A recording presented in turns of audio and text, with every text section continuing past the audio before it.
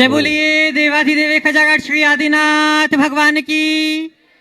वर्तमान शासन नायक वर्धमान महावीर स्वामी भगवान की। श्रवण कुल तिलक प्रातः स्मरणीय संत शिरोमणि परम पूज्य आचार्य भगवान श्री विद्यासागर जी महाराज की। परम पूज्य परंपराचार्य श्री समय सागर जी महाराज की। परम पूज्य गुणायतन प्रणेता प्रखर वक्ता भावना योग प्रवर्तक शंका समाधान प्रवर्तक गुरुवर श्री प्रमाण सागर जी महाराज की। परम पूज्य मुनिवर श्री निर्वेक सागर जी संधान सागर जी महाराज की। समस्त मुनि संघ की। शंका समाधान के आज के इस सत्र में आप सभी का हार्दिक अभिनंदन। इससे पूर्व कि हम आज के इस सत्र को प्रारंभ करें, चलते हैं गुरुदेव के चरणों में और अपनी भावना को मुखरित करते हुए नमस्कार करेंगे। देव भाषा में गुरुदेव की स्तुति करते हुए। गुरु कृपा जव कानन तारिका स्वशरणागत भीति निवारिका वितनुताम ननुताम गुरुदेव वै प्रददताम मनसि स्थित मध्य में। जिसका भावानुवाद आप सबके लिए इस प्रकार हो सकता है कि गुरु कृपा संसार से तारे स्वशरणागत भीति निवारे। गुरुदेव यहाँ भी दृष्टि कर दो, जीवन यह संयम से भर दो। सभी लोग हाथ जोड़ेंगे, मस्तक झुकाएंगे और मेरे साथ बोलेंगे, हे गुरुदेव नमोस्तु नमोस्तु नमोस्तु।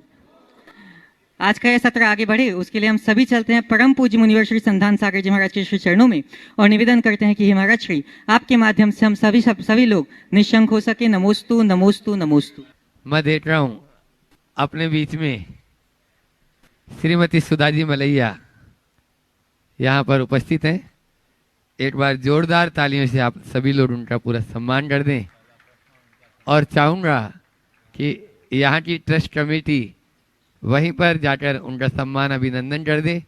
और प्रथम प्रश्न भी आज गुरु चरणों में श्रीमती सुधा जी मलैया जो प्रसिद्ध समाज सेवी लेखिका और जिनका चिंतन अलग ही अपना एक है, वे अपना गुरु चरणों में प्रश्न करें। उसके बाद में जिनका प्रश्न कल लास्ट में रह गया था अपन उनको सबसे पहले बुला लें। संदीप जी जैन, गेहूं वाला परिवार जो गुणायतन से विशेष रूप से जुड़े हैं। माइक वहां तक पहुंचा दें सुधा जी मलैया तक और वे अपना प्रश्न गुरु चरणों में कर रही हैं और तैयार रहेंगे संदीप भैया। नमोस्तु गुरुवर, नमोस्तु नमोस्तु। महाराज श्री बहुत सालों से ये प्रश्न बहुत मन मथता रहा है। बहुत सारी बार ये प्रश्न आता है कि हम लोग एक तरफ ये बोलते हैं कि हर एक को अपने कर्मों का फल मिलता है, तो वो जाने और उसका काम जाने। मेरे देश पर मान लिया कोई आक्रमण कर दे और सेना लड़े नहीं और देशवासी उसमें भाग न लें, अपनी देशभक्ति ना दिखाएं और कहेंगे अब जो होएगा होएगा, अब देश का जो होएगा। अगर ऐसा होता तो महाभारत क्यों हुआ? कृष्ण भगवान तो कहते हैं कि भगवान थे, उन्होंने जानते थे कि दुर्योधन क्या होगा। वो तो आगे भविष्य भी देख पा रहे थे, वो तो सबको मरा हुआ देख पा रहे थे, तो उन्हें युद्ध करना ही नहीं चाहिए था। उनको सबको अपने अपने कर्मों का फल मिल जाता। ऐसी स्थिति में क्या करना चाहिए महाराज श्री? देखिए बहुत अच्छा मतलब जब कोई सामने युद्ध आ जाए तो युद्ध का बचाव ना करें। देखिए बहुत अच्छा सवाल। और इस संदर्भ में हमें 4 दृष्टियों को सामने रखना चाहिए।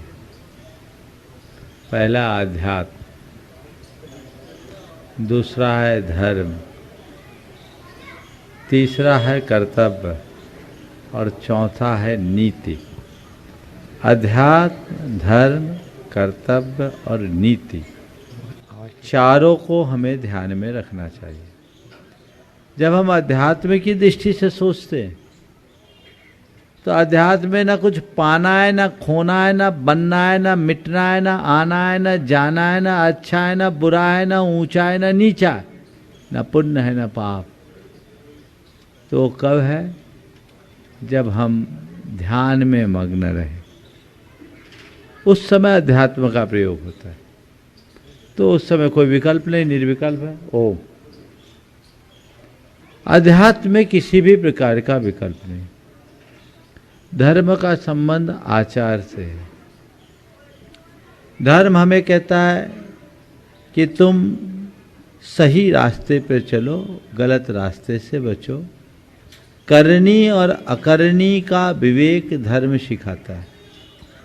तो धर्माचार का पालन तत्परता से करना चाहिए। और उस समय तुम्हारे व्यक्तिगत जीवन पर कोई छोटे मोटे आघात हो तो धर्म कहता अपने जीवन में समता लाओ, सरलता लाओ, सहन करो, छोटी मोटी बातों को नज़रअंदाज करो।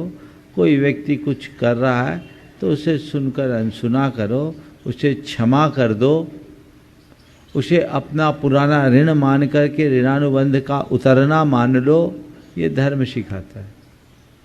लेकिन इसके बाद है कर्तव्य। कर्तव्य क्या कहता है कि धर्माचार का तुम पालन करो, पर और लोग भी धर्माचार का पालन कर सके इसका ध्यान रखो। अगर इसी तरीके से चलते रहेंगे तो अन्य धर्मियों का क्या होगा? सारी व्यवस्थाएं बिगड़ जाएगी, घात प्रतिघात की परंपरा चलती रहेगी, लोग एक दूसरे को इसी तरह से परेशान करते रहेंगे, तो ये परिणाम कतई अच्छा नहीं है। इसलिए इनसे बचो, कर्तव्य का पालन करो। और उस समय हमेशा हमारा धर्म कहता है कि अधर्म का नाश करो, धर्म का विकास करो। तो ये कर्तव्य है तीसरे चरण का। और फिर जब नीति आती है तो नीति कहती है कर्तव्य के पालन में जो रास्ता अपनाना हो अपना लो, कभी जरूरत पड़े तो अधर्म का भी आश्रय ले लो ताकि व्यवस्था बन जाए। समझ गए? नीति तो नीति है, साम दाम दंड भेद। श्री कृष्ण ने उसका भी प्रयोग किया, तो उन्होंने अध्यात्म का भी प्रयोग किया, धर्म का भी प्रयोग किया, कर्तव्य का भी प्रयोग किया, नीति का भी प्रयोग किया।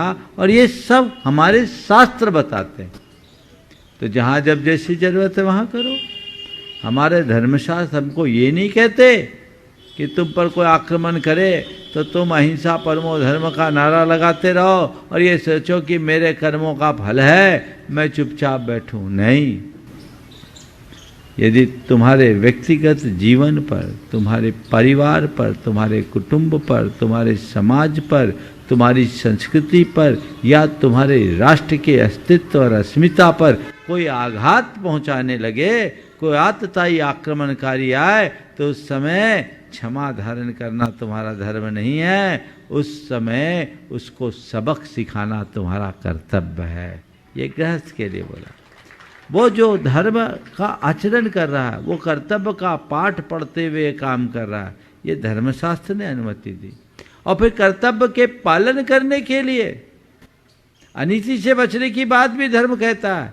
लेकिन धर्मशास्त्र में ये भी कहा है कि कई जगह जब ऐसी स्थिति है तो फिर सठे साठ्यम समाचरित की उक्ति को भी चरितार्थ करना पड़ता है। और कई जगह नीति निपुणता को प्रदर्शित करना पड़ता है, जो कथनचित कदाचित धर्म की मर्यादा से बाहर भले हो, लेकिन वो हमारे कर्तव्य के पालन में सहायक होने से धर्म रक्षक बन जाता है, इसलिए इसका उपयोग किया जाता है।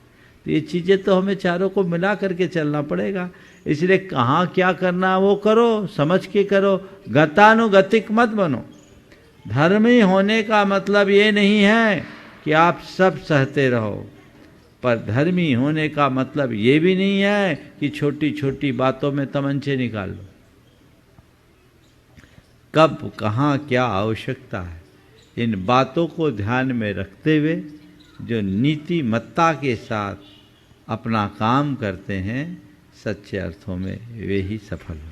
शुक्राना तेरा भगवन किया दूर सब अंधेरा, क्यों कर मैं भूल पाऊं तेरा ये दिव्य दर्शन। बहुत सुंदर। चलिए जोरदार ताली बजानी सुधा जी मलैया बहुत, के लिए। आपने बहुत अच्छे से विश्लेषण कर दिया। मेरे मन में ये बात बहुत ज्यादा थी।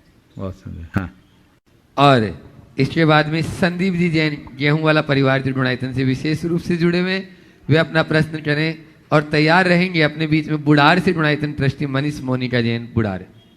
मुनीश जी, बारंबार आपको नमोस्तु। मुनीश जी, कल आपने आपसे एक शंका का समाधान चाहा था जो समय हवाओं के कारण उसको आज मैं फिर से आपके सामने रख रहा हूँ कि एक मनुष्य को अपना जीवन किस प्रकार से जीना चाहिए कि वो सुख से, आनंद से, सत्कर्म करते हुए अपने जीवन व्यक्तित्व को प्रभावशील बना सके और साथ में भविष्य की पर्याय की भी एक अच्छी व्यवस्था कर सके। देखिए, आपके प्रश्न का सार कि एक मनुष्य को अपना जीवन कैसे जीना चाहिए जिसे सुख शांति से जी सके, अपने व्यक्तित्व को निखार सके और भावी जीवन को अच्छा बना सके। मैं उसके लिए 4 बातें कहता हूँ। पहली बात, एक अच्छे मनुष्य की सबसे बड़ी पहचान ये है कि वह अपने सुखों की पूर्ति तो करे, लेकिन अपने सुखों के साथ औरों के सुखों का भी ख्याल रखे, अपने हितों के साथ औरों के हितों का भी ध्यान रखें। यदि आप अपने सुखों के साथ औरों के सुखों का ख्याल रखोगे तभी आप सही माने जाओगे। यदि केवल अपने ही सुख की बात करोगे तो एक अच्छे इंसान के रूप में अपनी पहचान नहीं बना पाओगे। तो हमें चाहिए कि हम सुख जैसा चाहते वैसी औरों के प्रति भी ध्यान रखें।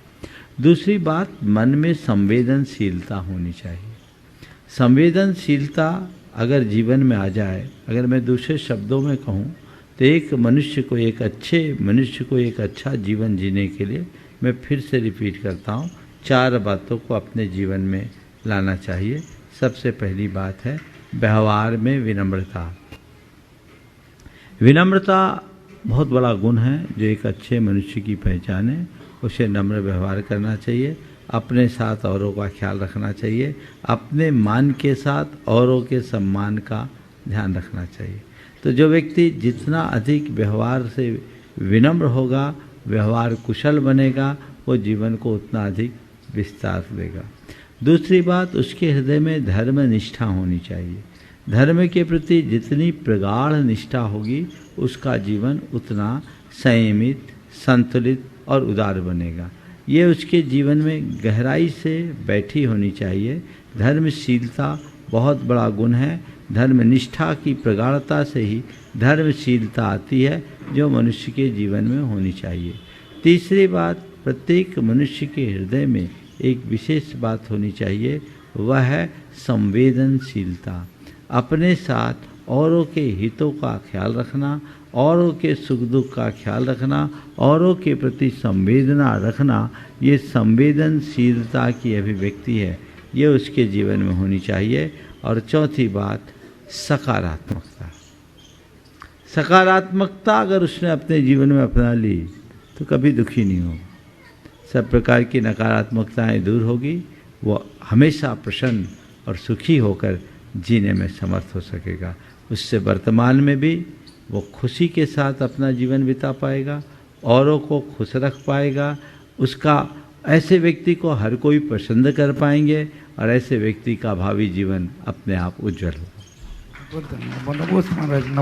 बुढ़ार से मनीष मोनिका जैन गुणायतन ट्रस्टी, और उसके बाद में तैयार रहेंगे योगाचार्य राजीव जी जैन त्रिलोक। हाँ, राजीव जी जहाँ बैठे हैं वहाँ तक माइक पहुँचा दें। नमोस्तु महाराज जी। महाराज जी, हम अपने जीवन में अपने अस्तित्व को कैसे समझें? अपने जीवन में अपने अस्तित्व को कैसे समझें? देखिए, अस्तित्व को समझने के लिए कुछ नहीं करना है। अपनी उपस्थिति का एहसास कीजिए, अपने अस्तित्व को तो समझ में लेंगे। लेकिन सच्चे अर्थों में अपने अस्तित्व को जानने के पहले हम जाने कि मैं हूँ कौन। हमने जो अपने इस बाहरी व्यक्तित्व को ही अपना मान लिया, ये हमारा भ्रम है। असल में जो हम हैं वही मैं, मेरा अस्तित्व है। आध्यात्म की तरफ दृष्टि हो, आत्मोन्मुखी परिणति हो तो हम अपने अस्तित्व को पहचान पाएंगे। लेकिन मैं इसके साथ एक बात और जोड़ता हूँ, अपने अस्तित्व को जानने के लिए हमें औरों के अस्तित्व को भी मानना पड़ेगा। जब हम औरों के अस्तित्व को मानना शुरू करते हैं तो हमें अपना अस्तित्व भी अपने आप उभरता हुआ दिखता है। इसलिए हम केवल अपने अस्तित्व की बात न करें, औरों के अस्तित्व का भी ख्याल रखें जो हमारे जीवन को सहअस्तित्व मूलक रास्ता दिखाता है। नमोस्तु महाराज जी। अपने बीच में भारत सरकार रक्षा मंत्रालय द्वारा सम्मानित योगाचार्य राजीव जैन त्रिलोक, वे अपनी बात भी रखेंगे और भावना युग के बारे में भी आज वो आपको बताएंगे। 12 पुस्तकों के लेखक हैं, 4 भाषाओं में जो प्रकाशित हो चुकी है। वर्तमान में भोपाल के राजभवन में योग ट्रेनर के रूप में जो है आपके गौरव जैन समाज के, एक बार जोरदार तालियों से योगाचार्य राजीव जैन का भी स्वागत कर दें, वे अपनी बात रखें। नमोस्तु महाराज जी, नमोस्तु नमोस्तु। गुरुदेव, लगभग 35 वर्षों से मैं योग के क्षेत्र में काम कर रहा हूँ। हमेशा एक कमी खलती थी कि कहीं कुछ ऐसा मिल जाए जिससे आत्म शांति हो, कर्मों की निर्जरा हो। तो दुनिया में लगभग जितने कोर्स होते हैं वो सभी कर डाले, पर कहीं कुछ मज़ा नहीं आ रहा था। अचानक इस बीच में हमारे पुण्य की वजह से आपका आगमन हुआ भोपाल में। 1100 क्वार्टर में आपने भावना योग करवाया। उसमें सौभाग्य था कि मैंने स्टार्टिंग करी थी योग की। गुरुदेव, आपका जो भावना योग 3 दिन जब करा तो मेरी वो कमी ख़त्म हो गई। मुझे ऐसा लगा कि अब मैं पूरा अपना समर्पण आपके चरणों में कर दूं, भावना योग में कर दूं। तब से लेकर आज तक मैंने बहुत लोगों पर प्रयोग करे। मैं प्रतिदिन करता हूं, मुझे तो कंठस्थ लगभग याद हो गई है वो। तो भावना योग मेरी दृष्टि में क्या है उस बारे में थोड़ा सा मैं बोलना चाहता हूँ। नमस्ते महाराज। महाराज, भावना योग वास्तव में एक सेल्फ रियलाइजेशन है, एक सेल्फ हीलिंग है, एक सेल्फ हिप्नोसिस है। यदि हम देखें कि Bhavna Yoga, you can heal your inner body, you can heal your inner life, you can heal your subconscious mind, you can heal your mental body, you can heal your physical body. हम हर तरह से, हर प्रकार से भावना योग को अपने जीवन में उतार सकते हैं। हम अपने चेतन मस्तिष्क, अचेतन मस्तिष्क, अवचेतन मस्तिष्क को स्पंदित कर सकते हैं, क्रियान्वित कर सकते हैं। गुरुदेव, भावना योग एक कंप्लीट पैकेज है। यदि हम अपने जीवन में संवारने का, यदि भावना योग को अपनाते हैं तो अपने परिवार को, समाज के लिए, अपने क्षेत्र को विस्तृत रूप से काम कर सकते हैं। यदि हम अपना जीने का अंदाज उसमें बदलना चाहें तो हम बदल सकते हैं। हमारी रहन सहन की आदतें बदल जाती हैं, हमारी जीवनचर्या में जबरदस्त रूप से बदलाव आता है। भावना योग मात्र 22 मिनट की क्रिया नहीं है, यह एक वह अमृत है जिसे पान करने से चारों दिशाएं सुगंधित हो जाती हैं।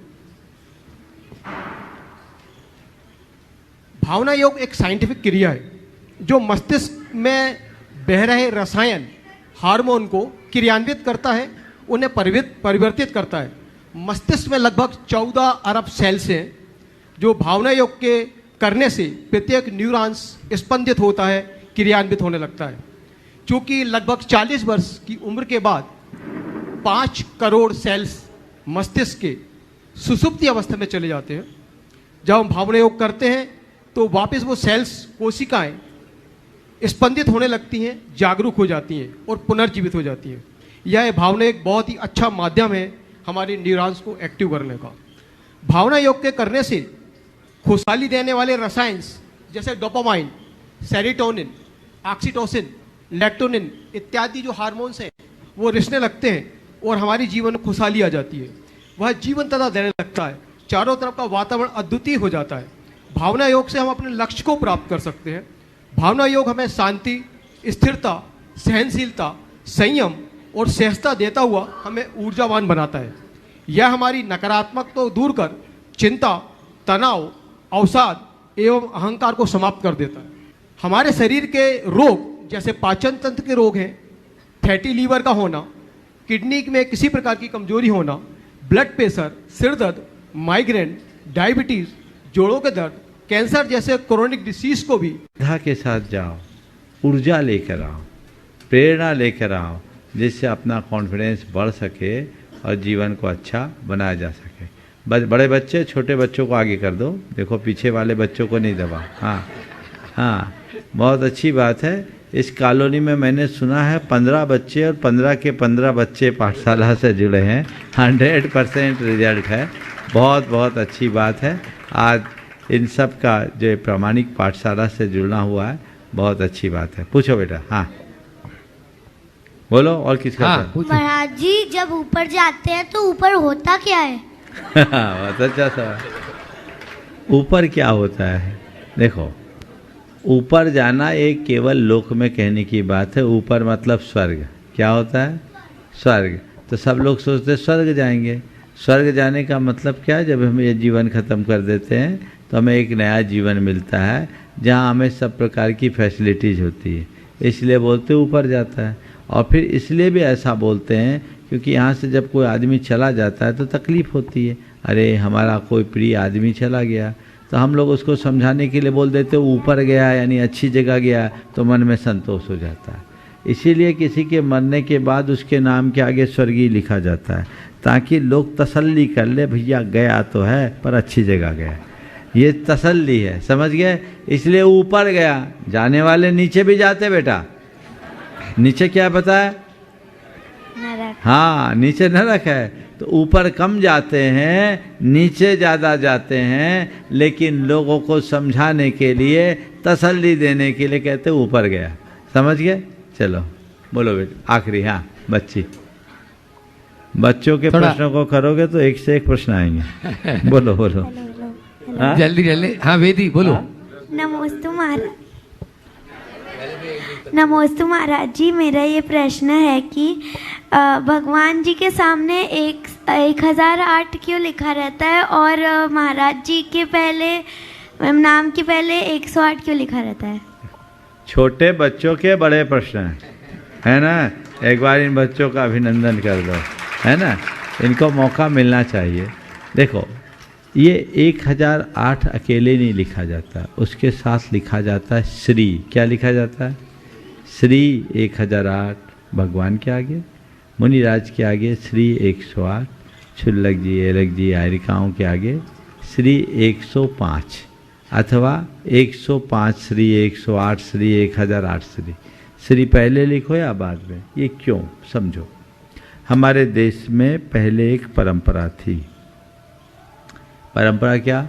हर किसी के नाम के आगे श्री लिखा जाता था।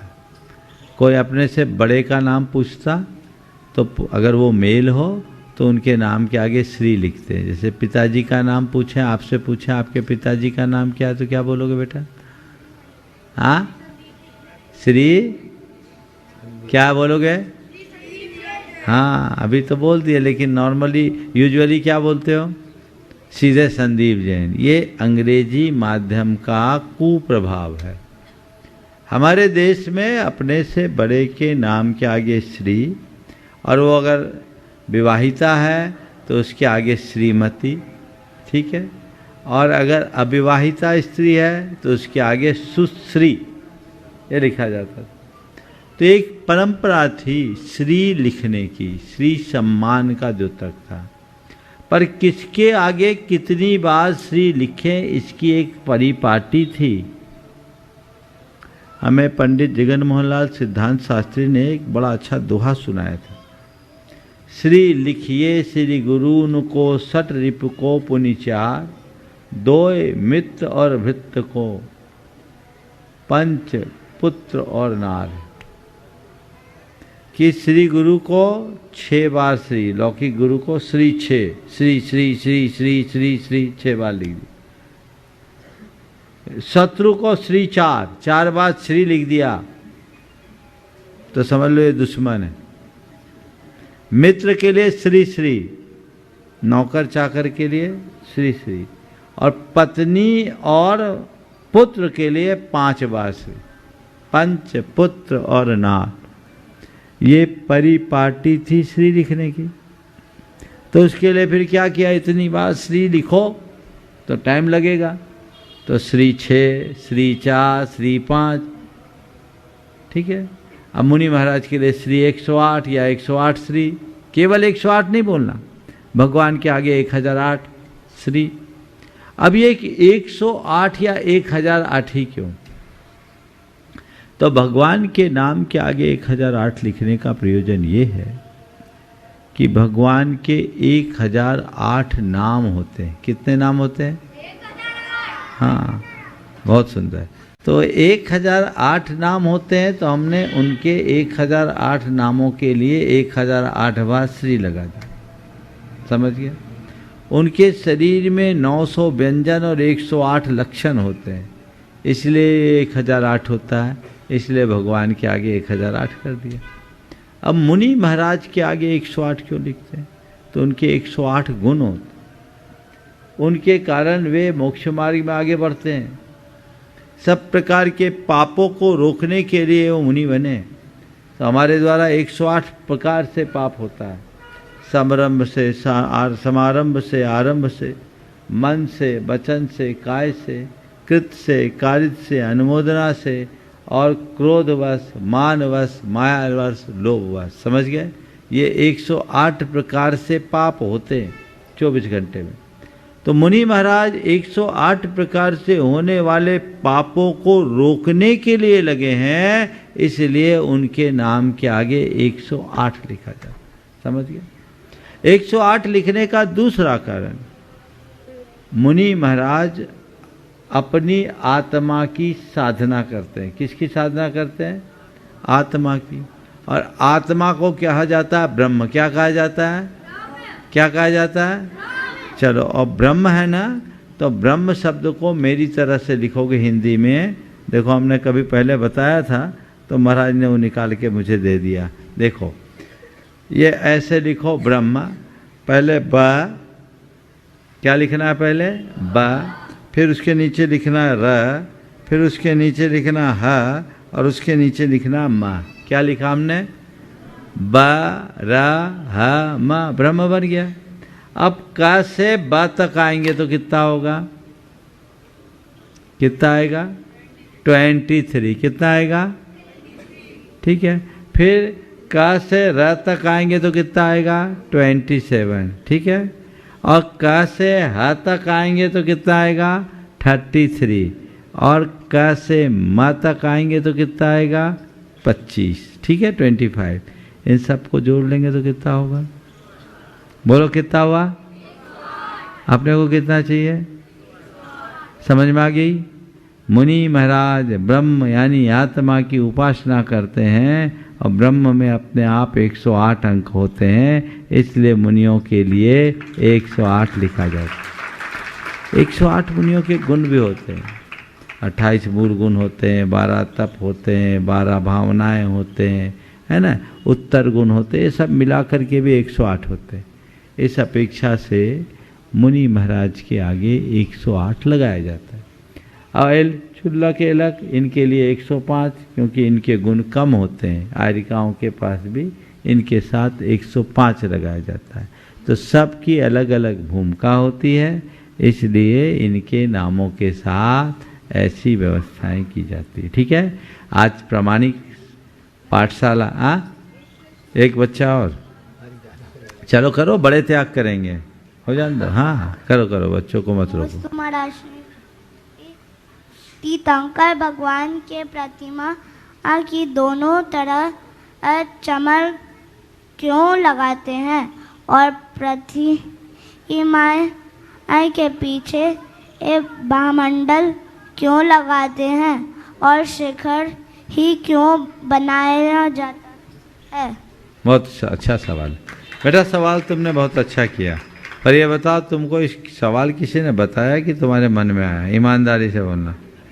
महाराज जी बताया है। हाँ, मम्मी लोग गड़बड़ करती है, बच्चों को खुद प्रश्न उठाने देना चाहिए, है ना। चलो कोई बात नहीं, इस बच्चे ने सच सच बताया, इसलिए इस बच्चे का जोरदार अभिनंदन कर दीजिए। देखो, इसके 3 सवाल हैं। भगवान के आगे चंवर क्यों लगाए जाते हैं, भामंडल क्यों लगाया जाता है और शिखर क्यों बनाए जाते हैं? बहुत अच्छे सवाल हैं और इस सवाल के माध्यम से बहुतों का ज्ञान बढ़ेगा। भगवान के 8 प्रातिहार्य होते हैं। प्रातिहार्य किसे बोलते हैं? भगवान की महिमा को बताने वाले चिन्हों को प्रातिहार्य कहते हैं। क्या कहते हैं? भगवान के महिमा बोधक चिन्ह, यानी महिमा को बताने वाले चिन्हों को प्रातिहार्य कहते हैं। उन प्रातिहार्यों में चंवर होते हैं। तो भगवान के दोनों ओर यक्ष लोग चंवर ढारते हैं, समझ गए? तो उसके प्रतीक स्वरूप मंदिरों में चंवर लगाए जाते हैं। भगवान के शरीर के तेज को भामंडल कहते हैं। उनके शरीर में इतना तेज होता है कि करोड़ों सूर्य भी उसके आगे फीका पड़ जाए, और पूरा एक गोल घेरा उस तेज का बढ़ जाता है भगवान का, समझ गए? तो उस तेज के प्रतीक स्वरूप हम भगवान के मस्तक के पीछे उस भामंडल की स्थापना करते हैं, समझ गए? अब तीसरा सवाल है कि मंदिर में शिखर ही क्यों बनता है?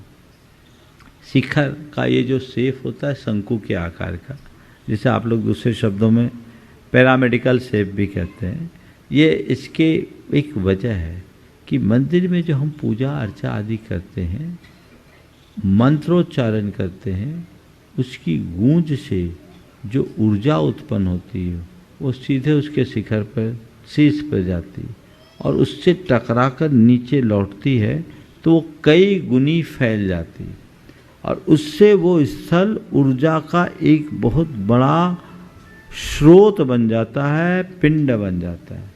तो वो हमारे कर्मों की निर्जरा के लिए और हमारे सोच को बदलने के लिए बहुत मददगार बनता है।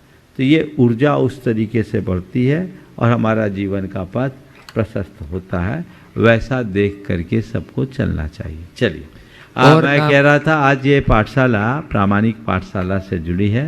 जितने भी लोग पाठशाला को संचालित करने के लिए आगे आए हैं, मैं उन सबको आशीर्वाद देता हूं और समाज भी इसके लिए समर्पित हुई है। मैं पूरी कमेटी को भी आशीर्वाद देता हूं और साथ ही प्रत्येक परिवार के अभिभावकों से कहूँगा कि इन बच्चों का भविष्य यदि अच्छा बनाए रखना चाहते हैं तो अपने बच्चों को पाठशाला में अवश्य भेजें ताकि वे आगे बढ़ सके। यहाँ बच्चे कम हैं ऐसा बोल रहे थे तो महाराज कह रहे थे इस पाठशाला में बड़ों का भी इंतजाम होने वाला है, इसलिए आप चिंता नहीं करें। बच्चे बच्चों की जगह पढ़े और बड़े भी आगे बढ़े। सबको आशीर्वाद। आगे मैं नाम पुकारूं। एक सवाल। महाराज जी, स्वामी महाराज जी। ओ, बहुत समय हो गया। हाँ, अच्छे समय में हमारे भाव बहुत अच्छे हो जाते हैं, इतने गदगद हो जाते हैं और इसी से कि भाव निक्षेप कृत्य कहलाता है। इसका क्या अर्थ है? देखिए, भाव निक्षेप कृत्य किसने कहा? भाव निक्षेप वर्तमान कालिक होता है, किसी और की विवक्षा होगी, लेकिन इसे जब हम अच्छे भाव में मग्न होते हैं तो अपने आप को कृत्य महसूस करते हैं, ऐसा अर्थ ले लें।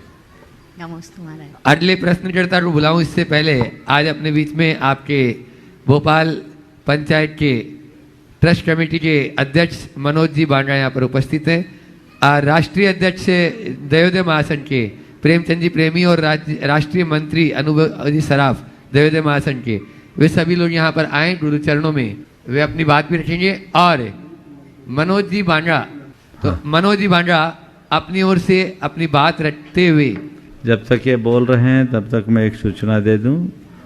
अभी यहाँ जो गुरुकुल की स्थापना हो रही है उस गुरुकुल में बहुत सारे लोगों की प्रविष्टियाँ हैं, बहुत सारी चर्चाएं भी आ रही हैं, मुझे जानकारी मिल रही है, लोग अलग अलग तरीके की बात कर रहे हैं। सबसे पहली बात तो ये केवल लड़कों के लिए है, लड़कियों के लिए नहीं है। और 6वीं 7वीं 11वीं 12वीं और CA फाउंडेशन के लिए है। 6वीं 7वीं में जो आज बच्चे आएंगे वे बच्चे हर अर्थ में पूरी तरह से जिस विधा में जाना चाहेंगे उस विधा में जाएंगे। और 11वीं 12वीं में इस अभी शुरुआत में केवल CA के लिए लिया जा रहा है। आगे चल कर के अन्य विषयों में भी अगर कोई करना चाहेंगे तो वो लाभान्वित हो पाएंगे। इसलिए अभी भी जो लोग हैं वे इसको देखें। ये मेधावी बच्चों के लिए है। प्रावीण्य सूची में जो बच्चे आगे आएंगे उनको स्थान दिया जाएगा। यहाँ सभी बच्चों को छात्रवृत्ति मिलेगी, पर आप छात्रवृत्ति के आधार पर आ रहे बहुत सारे लोगों का ये निःशुल्क है तो समाज के केवल अभावग्रस्त लोगों के लिए होगा। नहीं, हम हर प्रतिभावान बच्चों के लिए स्थान दिलवाना चाहते हैं, चाहे वो आगे आए और आगे आकर संस्कार युक्त गुणवत्तापूर्ण शिक्षा ग्रहण कर सके। इसलिए इस बात का भी आप सब ध्यान रखें। हाँ, इसी क्रम में मैं डॉक्टर रविंद्र जी पंत और डॉक्टर प्रमिला जी पंत को भी यहाँ पर आमंत्रित कर रहा हूँ, जिनके माध्यम से रविंद्र परम डॉक्टर रविंद्र पंत। मैं एक बार कहना चाहूँगा रविंद्र प्रमिला जी पंत को, ये बहुत ही उदार दंपति है जो पिछले पूर्णमासी को होने वाले महा अभिषेक महाशांति धारा के अवसर पर जब मैंने ऐसी ही बात की कि भगवान की शांति धारा में कुछ जीव दया का कार्य करना चाहिए, तो इन्होंने अपनी ओर से एक राशि दयोदय महासंघ के लिए वहाँ समर्पित की। बहुत अच्छी बात है। एक बार इनका जोरदार करतल ध्वनि से अभिनंदन करें। गुणायतन के ट्रस्टी भी हैं। आज पंचायत के माध्यम से राशि पंत जी ही दयोदय महासंघ को दें तो ज़्यादा उत्तम। दे दो। हाँ, आप लोग तालियां बजाएं। यहाँ पर आज महासंघ महाराज जी चेक आपके अकाउंट का है तो आप ही दिलवाएं। हाँ हाँ, दे दो दे दो दे दो दे दो।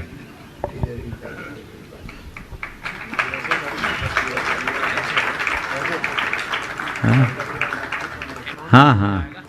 महाराज श्री डॉक्टर साहब की और भाभी जी डॉक्टर साहब की दोनों की बहुत दिनों से भावना थी और काफ़ी दिनों से इनकी भावना थी, बोल रहे थे कि हमको ये राशि महाराज श्री के सानिध्य में जीव दया के लिए देनी है। आचार्य श्री के समक्ष उन्होंने कुछ मन में अपने विचार बना लिए थे, उसको आज ये पूर्ण करना। बहुत सुंदर, बहुत सुंदर। ऐसे भी ये लोग उदार हैं, हमेशा देते रहते हैं। और भी कुछ राशि आई उस दिन जो आई, ठीक है, बहुत बढ़िया। पंचायत के लिए भी उदारता पूर्वक कर लें। रविंद्र जी कुछ बोलना है क्या? गुरुदेव के चरणों में नमन, मुनि संघ के चरणों में नमन। प्रतिदिन की तरह हर दिन रोज गुणायतन परिवार से उन पुण्यशाली परिवारों को जोड़ना होता है और आज उन पुण्यशाली परिवार हमारे साथ जुड़े हैं। हम मान और सम्मान का क्रम चालू करेंगे, उनको बुलाएंगे, आप लोग तालियां बजाइएगा, उनके पुण्य की अनुमोदना कीजिएगा। आज हमारे साथ सूत्रधार के रूप में ये परिवार जुड़ा है। साथ में मैं चाहूँगा, उनका नाम है स्वदेश जैन, ममता जैन, सोहिल, शुभम जैन, कोई फिदा। आप लोग तालियां बजाइए इनके स्वागत के लिए। इनके स्वागत के लिए मैं चाहूँगा कि इनके सम्मान के लिए मैं चाहूँगा देवेंद्र जैन रुचि हमारे ट्रस्टी और साथ में मनीष छतपुरिया जी आए, वो इनका स्वागत करें। आइए आप, मैं स्वागत मान सम्मान की वेला में इनको बुला रहा हूँ। स्वदेश जैन, ममता जैन, थोड़ी शीघ्रता करें क्योंकि हमें इस सम्मान के क्रम को कंप्लीट कर आगे ले जाना है संकट समाधान में। सेकंड नाम के लिए आप लोग तैयार हैं? संस्थापक सदस्य के रूप में श्री सुनील जैन, श्रीमती हेमलता जैन, अनमोल जैन, अनिकेत जैन, कोई फिजा भोपाल। आप तालियां बजाइए इस परिवार के लिए। आज संस्थापक सदस्य के रूप में परिवार आया है। इनके सम्मान के लिए मैं चाहूँगा अभिषेक जैन, अभिराज हमारे ट्रस्टी, जिनेश जी सिंगई, अशोक जी सिंगई हमारे विशेष रूप से परिवार में जुड़े, उनके सम्मान के लिए तैयार रहेंगे। मैं पुनः नाम ले रहा हूँ संस्थापक सदस्य के रूप में श्री सुनील जैन, श्रीमती हेमलता जैन, अनमोल, अनिकेत जैन, कोई फिदा महाशैल परिवार। ये आए और पूरा परिवार आके हमारी सम्मान की बेलों को बढ़ाए। इसी क्रम में हमारे साथ एक मिनट, महाशैल परिवार आ जाए पूरा। हाँ, अब आगे। हाँ, इसी क्रम में दूसरा परिवार हमारा तैयार रहेगा ट्रस्टी के रूप में। इस मान सम्मान की बेला में श्रीमती मनोरमा जैन, धर्मपत्नी श्री S.M. जैन, श्री पुत्र मनोज श्वेता जैन, अर्जव जैन, भोपाल। आप तालियां बजाएं इस परिवार के लिए। ये परिवार भी हमारे आज संस्थापक सदस्य के रूप में हम लोगों से जुड़ा है।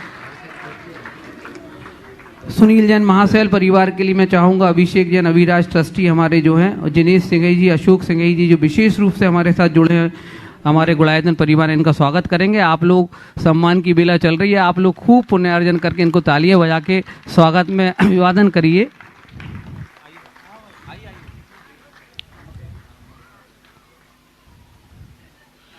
इसी क्रम हाँ, ओ आ जाओ। इसी क्रम में मैं चाहूँगा, महाशैल परिवार बड़ा है, इकट्ठे हो जाए। दादी जी आप जो बहुत बड़ा परिवार है, 96 वर्ष की दादी जी है और इस उम्र में भी अम्मा है। अम्मा, हाँ हाँ, नेक्स्ट बोलो। श्रीमती मनोरमा जैन, धर्मपत्नी श्री S.M. जैन, पुत्र श्री मनोज श्वेता जैन, अर्जव जैन, भोपाल। इनके सम्मान के लिए मैं चाहूँगा शैलेश चौधरी जी, महेंद्र चौधरी जी जो हमारे ट्रस्टी हैं, और साथ में डॉक्टर रविंद्र जैन, डॉक्टर प्रमीला जैन इनके स्वागत के लिए आएंगे। और साथ में मैं चाहूँगा आप लोग तालियां बजाते रहें। ये हमारे ट्रस्टी के रूप में आज ये परिवार जुड़ा है। मैं चाहूँगा पूरा परिवार यहाँ पर आए और सम्मान की बेला में सम्मान ग्रहण करे। आप लोग तालियां बजाते रहे। इनके लिए मैं स्वागत के लिए चाहूँगा शैलेश चौधरी जी, महेंद्र चौधरी जी, शैलेश चौधरी ट्रस्टी, और साथ में हमारे साथ रहेंगे डॉक्टर रविंद्र जैन, संजय मलैया जी। आप लोग सम्मान का क्रम चल रहा है, आप लोग तालियां बजाते रहिए। चलो अगला हो गया अनुभव जी। आज जो डॉक्टर पंत का ट्रस्टी के रूप में, डॉक्टर पंत का सम्मान मैं चाहूँगा डॉक्टर रविंद्र पंत जी के सम्मान के लिए यहाँ की ट्रस्ट कमेटी साथ में, यहाँ की ट्रस्ट कमेटी साथ में है। गुणायतन के ट्रस्टी भी हैं। हाँ, गुणायतन के ट्रस्टी भी। अभी आपने, उन्होंने देवोदय महासंघ के लिए एक अच्छी राशि दी है, सब लोग तालियां बजाए, उनका भी सम्मान करना। यहाँ की ट्रस्ट कमेटी सुनील 501, साथ में महेंद्र जी और साथ में हमारे संजय मलैया जी, संदीप भाई, ये लोग आके उनका स्वागत करें। संजीव भाई, संदीप भाई आके स्वागत और करें। जब तक सुनील महाशैल सवाल करें, चलिए। हाँ, प्रीति जी जैन, महाशैल परिवार, वे अपना आप बोल दीजिए, बोलिए। नमोस्तु महाराज श्री। महाराज श्री, शरीर, आत्मा और मन, इसमें क्या संबंध है? शरीर, आत्मा और मन में क्या संबंध है? शरीर मकान, मन खिड़की है, आत्मा उसमें रहने वाला। समझ में आ गई? नमोस्तु महाराज श्री। आगे प्रीति जी जैन, महाशैल परिवार। सवाल है? हाँ हाँ हाँ, डॉक्टर रविंद्र जी और डॉक्टर प्रेमिला जी का स्वागत अभिनंदन कर रहे हैं। सुनील जी 501।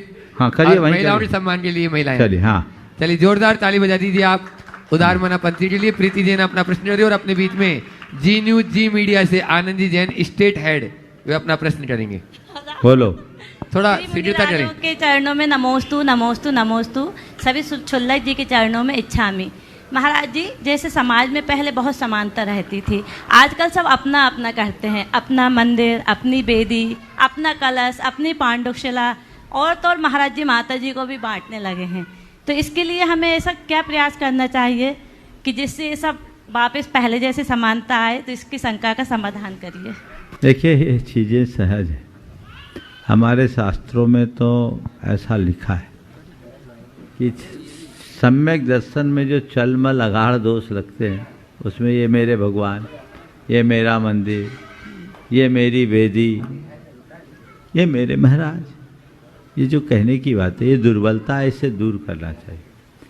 हम लोग तो जब कभी कहीं प्रतिष्ठा होती है तो लोगों को बुलाकर त्याग कराते कि बोलो अब मेरे नहीं है, लेकिन फिर भी लोगों का अनुराग होता है, वो बोल देते हैं।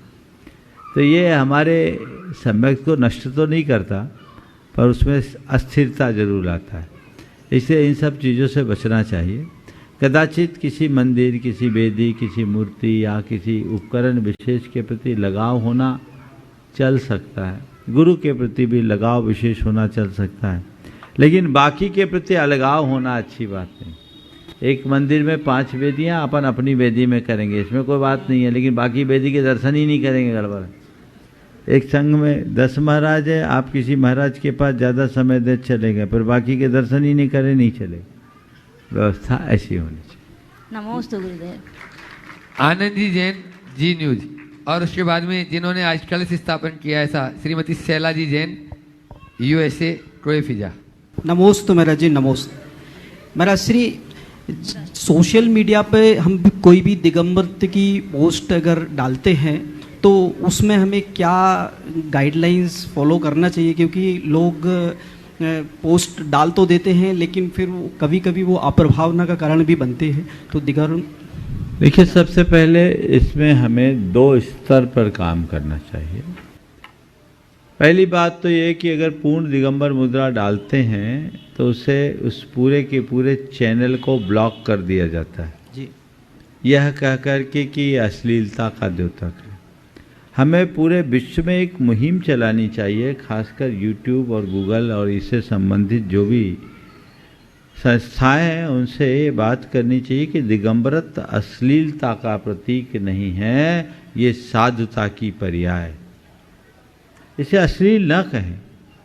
केवल निर्वस्त्र होना अश्लीलता नहीं है, निर्वस्त्र कोई भी हो सकता है, लेकिन दिगंबर हर कोई नहीं हो सकता, क्योंकि दिगंबरत्व के साथ निर्विकारता है।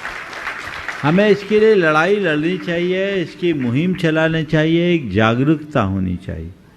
अगर ऐसी जागरूकता फैलाने में आप समर्थ हो जाएं तो कभी स्ट्राइक नहीं लगेगा। क्या स्ट्राइक ही लगता है ना जी?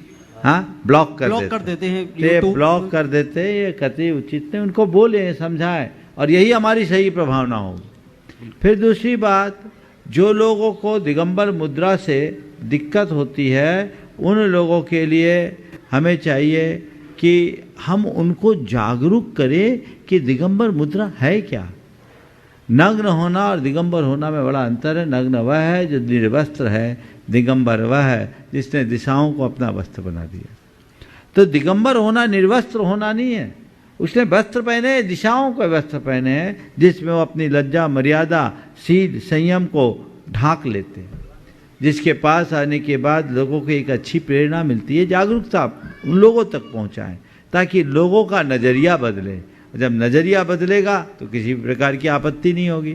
तो आप पोस्ट डाल रहे हैं तो पोस्ट डालने के साथ साथ ये जागरूकता भी उसमें फैलाएं और व्यापक पैमाने पर जागरूकता फैलाएं, ताकि किसी भी व्यक्ति को उससे तकलीफ ना हो, उसके हृदय में श्रद्धा का भाव प्रकट हो, तो हम इसमें ज़्यादा सफल हो सकते। कभी कभी महाराज जी फ्रंटलाइन मीडिया भी फिर हम लोग जो कुछ कवर करना चाहते वो नहीं हो पाता, उसी के कारण। जब तक हो तब तक थोड़ा सा हाफ पोज दें, लेकिन हमारी जीत तब है और सही प्रभावना तब है जब हम दिगंबर मुद्रा को सामान्य मुद्रा के रूप में प्रतिष्ठापित करने में सफल हों। अगर हम उसे कहीं रोकने के लिए बात हो रहे, इसका मतलब हम उसे कमतर आंक रहे हैं, हम उसे अश्लीलता की श्रेणी में ले रहे हैं। क्या दिगंबर मुद्रा अश्लील मुद्रा है? साधु की मुद्रा अश्लीलता की मुद्रा है कि साधु साधना की पर्याय है, साधना की प्रतिमूर्ति है? हमें ये बात लोगों तक पहुंचाने में सफल होना चाहिए। नमस्ते। श्रीमती शैला जी जैन कोईफिजा और उसके बाद में प्रोफेसर अंजलि जैन 508 तैयार हैं। इनको पहले ओ नमोस्तु महाराज जी, नमोस्ते महाराज हाँ जी, जल्दी। नमोस्तु महाराज जी।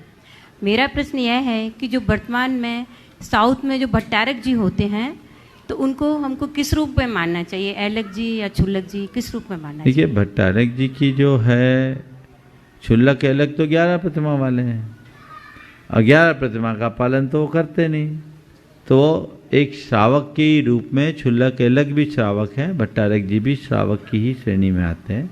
भले वो साधु के भेष में हों, पर उनकी प्रतिमाएं कितनी हैं हमें वो देखना चाहिए। अभी यहाँ पर लाल घाटी वाले यहाँ उपस्थित हैं, डॉक्टर निर्मल जी, टीआई वगैरह, जितने सामने आ जाए। कहाँ है ये लोग? बहुत दिनों से आग्रह कर रहे थे, इनका भाग्य जाग गया है। और कल प्रातः काल का प्रवचन शांतिनाथ दिगंबर जैन मंदिर लाल घाटी के स्थल पर होगा। आप लोगों की एक लंबी प्रतीक्षा की अवधि, पूरी टीम लाल घाटी की यहाँ उपस्थित हो जाए। ये एक लंबी अवधि पूरी हुई है, निश्चित उसका लाभ आप सबको मिलेगा। कल प्रातः काल हम लोग यहाँ से 7:30 बजे प्रस्थान करेंगे। 2 भाई, हाँ बोलो बोलो भाई बोलो। महाराज जी, आप मांग तो हमारी पूरी हो गई। हाँ। एक निवेदन ये है कि आचार्य जी के चतुर्मास के समय में मैं आहार व्यवस्था में और मंच व्यवस्था में था। उस समय बहुत से लोगों को मैंने दुखी किया जो नहीं। अरे अभी पहुंचने तो दो, रोना शुरू मत करो। चलो आगे बात करेंगे। अगला सवाल। आदिनाथ जयंती। हाँ सीधे, आदिनाथ जयंती परसों है ना? जी जी। हाँ तो जा रहे, तब आदिनाथ जयंती का जैसा होगा कार्यक्रम मालूम पड़ जाएगा। चलिए बोलिए, हाँ बोलो, पीछे बोलो। 508 परिवार से अंजलि जी जैन प्रोफेसर। हाँ देखो, को फिजा वालों को उम्मीद से 5 गुना मिला, मत बोलो ज्यादा। हाँ चलो, बाजू में सबको वहीं आना है, बोलो जल्दी से। हाँ बोलिए बोलिए। परम पूज्य मुनिवरों के चरणों में वंदन वंदन वंदन, नमोस्तु नमोस्तु नमोस्तु, इक्षामी इक्षामी इक्षामी। महाराज जी, बहुत छोटा सा प्रश्न करूंगी। जब हम समस्याओं से ग्रस्त होते हैं कई बार, तो हमारे जैसे निरी जीव जो है वो कभी ज्योतिष का सहारा लेना चाहते हैं, कभी अंगूठियां पहनना चाहते हैं, कभी रत्नों का सहारा लेते हैं। वर्तमान में वास्तु का बहुत ज़्यादा चलन हो गया है, और जो वास्तुविद हैं वो कहीं ना कहीं हमारी समस्याएं सुलझाने के लिए कभी कहते हैं कि ये तोड़ कर दो, वो फोड़ कर दो, और उसके बाद कहते हैं आप इस घर को ही छोड़ दो। तो ये तो संभव नहीं हो सकता, कृपया मार्गदर्शन दें। देखो, ये सब कौन करता है? जिसका मनोबल कमजोर होता है वो 10 तरह की रेमेडी लेता है। अगर मनोबल कमज़ोर नहीं है, मनोबल बलजोर है, तो कहीं जाने की ज़रूरत ही नहीं। तो मुझसे पूछो तो मैं तो ये कहूँगा, समस्याएं सामने आए तो समस्याओं को देखो ही मत, समाधान को देखो, समस्याएं अपने आप समाप्त हो जाएगी। तो जो भी समस्या, समाधान की तरफ दृष्टि रखो, अपना कॉन्फिडेंस बहुत मजबूत रखो, अपने आत्मविश्वास के बल पर और अपने कर्तव्य निष्ठा के बल पर चीज़ों को बदलने का प्रयास करें। एक बात तो ये हुई। दूसरी बात, कई ऐसी भौतिक समस्याएं होती है जिनका भौतिक समाधान ही निकालना पड़ता है, पर ये छोटे मोटे कर्मों से काम नहीं होगा। केवल वास्तु के अनुरूप घर बना लेने से सुखी नहीं होंगे, वस्तु स्थिति को समझते हुए जिएंगे तब आप सुखी होंगे।